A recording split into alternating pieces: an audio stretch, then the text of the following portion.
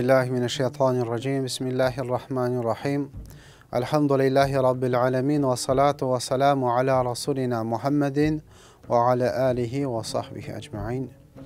إن أول شوشة دنيانا كوكلارني yaratgan, ko'klar ham jirlar arasında bütün mahluklarni yaratgan Allah subhanahu wa ta'alaga hamdlarimiz, shukrlarimiz bo'lsa edi.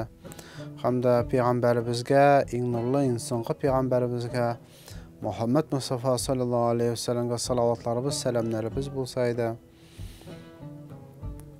Assalomu alaykum va rahmatullohi ta'ala va barakatuh. Allohdan salami ham barakati bo'lsa edi. Alloh taala Qur'on Karimida ayta: "Asta'iz billah, a'udhu billahi minash shaytonir rajim. Bismillahir rahmanir rahim. Wal 'asr, innal insana lafi khusr, illa alladhina amanu wa 'amilus solihati wa tawasaw bil haqqi wa tawasaw bis sabr." Sadaqallohul azim. Alloh taala g'asr bilan, vaqt bilan ant etadi. Nindigina g'asr bo'lmasin, nindigina vaqt bo'lmasin. Innal insana lafi khusr deb aytadi. Shinliqda kishilar hasratda. Mana shu ikkinchi oyatida Alloh da shunday deb aytadi, kishilar hasratda deb aytadi. Uchinchi oyatida Alloh taolo aytadi: "Illallazina amanu va amilus solihati va tawasaw bil haqqi va tawasaw bis sabr." Shusha kishilar baxtli bo'lurlar. Shusha kishilar hasratda bo'lmaslar. Amanu, iymon etgan kishilar. Iymon etu narsa degan so'z, iymon etu ya'ni Alloh taolaga ham payg'ambarimizga Muhammad Mustafa sallallohu alayhi vasallamga ishongan kishilar baxtli bo'lurlar deydi. Iymon etuni biz nechik ko'rsata olamiz? Nechik ani kishilarga yetkira olamiz? Iymon etuni ya'ni iymon etu ul la ilaha illalloh Muhammad Rasululloh degan so'zlarni aytu iymon etu deb ataladi. Ya'ni biz yurak bilan, eng birinchi sharatda yurak bilan ishonirga tiyish biz Alloh taolaning borlig'ini, butun shu dunyoni, butun olamlarni, butun narsani bizning tirada bo'lgan butun maxluqotni bir Alloh taolagina yaratgan. O'ris bo'lsin, tatar bo'lsin, shuvosh bo'lsin, butunisida bir Alloh taola yaratuvchi. La ilaha illalloh degan so'z. Ham endi Muhammadur Rasululloh butun biz musulmonlar butun payg'ambarlarga ishonamiz. Ham so'nggi payg'ambar Muhammad sallallohu alayhi vasallamga ishonamiz. Mana shu ishonu iymon etu deb ataladi. Ya'ni iymon etgan kishi hech cheksiz baxtli bo'lur, hech cheksiz hasratda bo'lmas. Iymon etgandan so'ng Alloh taolo bir necha aybir farz aytadi. Shu oyatda kela illallazina amanu, iymon etu va amilus solihati. Ham boshda iymon etu, anlari va amilus solihati, izgi solih amallar qilib. Eng birinchi izgi amallar, solih amallar endi ulda bo'lsa namoz. Namozimiz. Har bir vaqtimizda shunga chaqiramiz, namozga chaqiramiz, Alloh taolaga chaqiramiz, Allohga ibodat etishga chaqiramiz. Namoz. Chunki eng birinchi sharatda Allohga qarshida javob berganda qiyomat kunida Alloh taolo so'rar ekan, namozing qo'ya, ibodating qo'ya. 5 vaqt namoz har birimizga farz bo'ldi.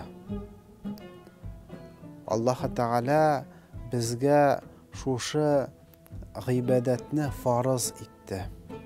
Ul ibodati biz faqat o'zimizgagina kerak. Ham faqat o'zimiz shu ibodatimiz uchun javob berajakmiz. Qilmadik ekan gunoh bo'lib yoziladi.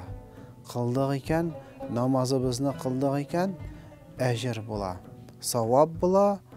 Aning şuşu namazımız hürmetine Allah Teala inşallah cennetinde bulagidir. Endi o namazın hikmetleri bek ko'p. Namaz Allah Teala bizga namozni shistarinir uchun bergan. Shistarinir uchun namozning da tartibi Allah da Qur'on Karimida aytadi, agarda siz namozga bossangiz, boshda tahoratingizni oling'iz degan. Mana tahorat oluv endi ol bet, qo'llar, oyoqlar yuvish, shulay bit endi aning sunnati bor, aning farzlari bor. Mana shu amalni ishlaw bilan biz tanimizni shistartamiz. Tanimizni shistartamiz turli nasharliklardan. Ham endi namoz o'qiganda da ruhimizga bir rizq, ruhimizni da gunohlardan shistarinib Allah Teala'ga yaqinlayamiz. Mana bu g'ibadat şunu bilan ayrılıp tura, biz Allah da bizga şuna bergan ruhimizni ham tanimizni shistartirish uchun eng birinchi sharatda Allah Teala'ning farzini o'tarishim. Şuna endi har birimizga da Allah Teala shu g'ibadatlarni qilirga nasib etsin inshaalloh. Va amilus solihati. Eng birinchi sharatda salih izgi amal ul g'ibadat, Allah Teala'ni tanib, Allah Teala'ga sajda qilu, 5 vaqt namoz o'qi. Salih amallarga ko'ra endi butunimizda bilamiz, Ramazon oyi bir barakatli bir oy. Har birimizga Allah Teala shu oyda roza tuturga farz etgan. Endi ol tag'in da hech sheksiz Allah Teala'ning farzi ham ol bizga foydali bo'lgan aybir. Roza tutuv tanimizga, ruhimizga foydali bo'lgan aybir. Shuni bilan biz tanimizni tag'in bir shistartamiz, ham ruhimizni da shistartamiz, gunohlardan aranamiz. Ol yilga bir topqirgina bir oy biz mana shu rozalarimizni tutamiz. Jay kuni endi hech sheksiz biroz og'irroq, kunlarimiz uzun, tunlarimiz qisqa, ammo endi bugungi kunda akrin qishqa toba, qisqa kunlarga toba boramiz. Endi yengilroq bo'la, har birimizga da endi shu rozalarimizni tutarga Alloh taolo nasib etsin. Endi uchinchisi ol zakat beru. Zakat beru endi ol boy bo'lgan kishilarga.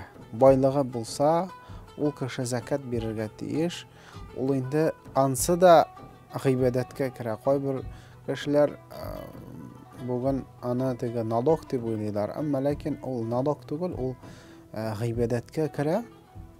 Ham ul faqat boy bo'lgan kishilargagina farz bo'lgan amal, ham so'nggisi endi xosh qiluv, ulda endi boyligi bo'lgan kishi hojni qila ola.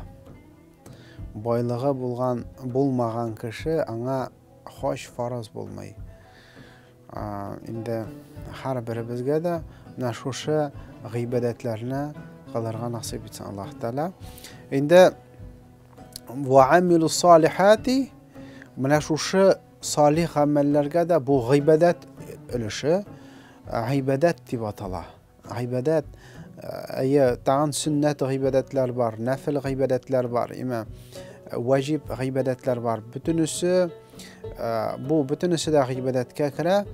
Ham va amilus solihatiga tag'in bir ana aytmoqchi bo'lam, ul kishi bilan muomalada bo'lu. G'ibadat bor, ham muomalat bor. Muomalat endi ul kishiga bir izgilik ishlaw, kishiga yordam etuv. Ul muomalatga kira. Ham endi Mana biz şuşu muomalat qoy bir kishi o'ylaydi men g'iybatni qildim-da Allohda qarshida farizni o'tadim-da shuni bilan tamom deb o'ylaydi. Boshqa kishilar bilan muomalat qilganda, kishilar bilan ishlaganda ularga nechakdir ziyon yasarga mumkin. Ammo lekin payg'ambarimiz sollallohu alayhi vasallam bir hadisinde ayta, shunday bir kishilar bo'lurlar, ular bankrot bo'lurlar deydi. Ham sahobalar eshitgandan so'ng so'radilar, kim so'ng ular? Nindi kishilar? Payg'ambarimiz alayhisalom anglatib ketgan. Shunday bir kishilar bo'lurlar. G'iybatlari bek ko'p bo'lar, ammo lekin kishilarga bek ko'p ziyon yasarlar deydi. Qiyomat kunida Allohda qarshida javob berganda birsi kelir ham aytir. Ol menga bir nashar so'z aytdi, ol menga so'qdi, men aning bir ajrin olam deb aytirlar ekan. Ham bir ajr savobini olar. Ikkinchisi kelir, ol mendan bir aybir urladi, men anan ajr savobini olarman deb. Ham ajr savobini olar, shul xattiga xatli dey Payg'ambarimiz alayhisalom bir ajri da qolmas ul kishining dey. Ham kishilar kelirlar, menga ziyon yasadi, men aning savobini olayım deb kelirlar, endi savobi qolmagan bo'la, alaysa mening gunohimni olsin deb, mening gunohim uchun javob bersin deb o'zining gunohini berirlar ekan. Shunga ko'ra Payg'ambarimiz alayhisalom shu aybirga bek ahamiyat bergan. Agarda siz g'iybatni qilasiz ekan, muomalatda da, kishi bilan da ishlaganda da durust etilib shariat qo'shgancha ishlagiz. Kimgina bo'lsa da, musulmon bo'lsin, xristian bo'lsin, yahudi bo'lsin, boshqa kishi millatdagi yoki boshqa dindagi kishi bo'lsa da, butun kishi bilan shariat qo'shganchagina xizmat etirga, ishlarga qo'shgan. Mana shu bankrotga aylanmasin uchun. Ya'ni mana shu oyatning davomida va amilus solihati va tawasaw bil haqqi. Boshda solih amallar kela va tawasaw bil haqqi. Haq bilan amal etu.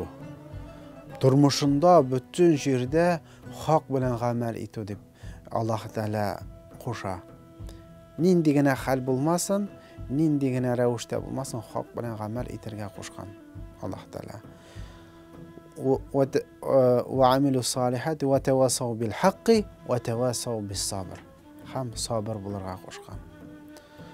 Sabr bo'lirga turmushda hech cheksiz tatarlarning shunday aytimi bor, sabrlikning tubi oltin degan. Sabrlik bo'lmasa jamoat bir narsada, bir nindida darajaga, natijaga erishib bo'lmaydi. Bütün ishda da sabrlik kerak. Namoz o'qiganda da sabrlik kerak. Bir ish ishlaganda da sabrlik kerak. Ya'ni bütün narsada sabrlik bo'lsa, aning natijasi bo'lar. Agarda kishining sabrligi bo'lmasa, ol endi hech cheksiz aning ishida da, g'iybatatida da bir nindi natija bo'lmaydi. Har birimizga da jamoat g'iybatda bo'lirga, izgilikda bo'lirga nasib etsin.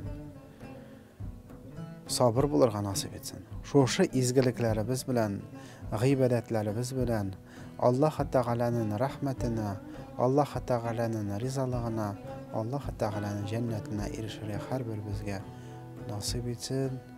Vassalamu alaykum va rahmatullohi taala va barakatuh.